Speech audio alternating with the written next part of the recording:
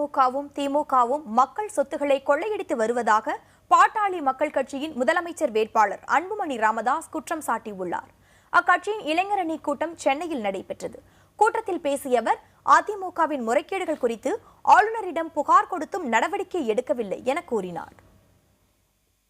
திமுக அதிமுக மக்கள் சொத்தை கொள்ளையடித்து திமுக காலத்திலே மக்கள் சொத்தை அபகரித்து அதுக்கு திமுக பெயர் போன கட்சி. அது அதிமுகவிலே ஒரே குடும்பத்தை சார்ந்தவர்கள் எல்லாம் கொள்ளையடித்து ஆங்காங்கே சொத்துக்களை வாங்கி மக்களை ஏமாற்றுகின்ற நேரத்தில் இது ஒரு உதாரணமாக உள்ளது. இது போன்ற பல உதாரணங்கள் இருக்கு. வருங்காலத்திலே நிச்சயமாக அது வெளிவரும்.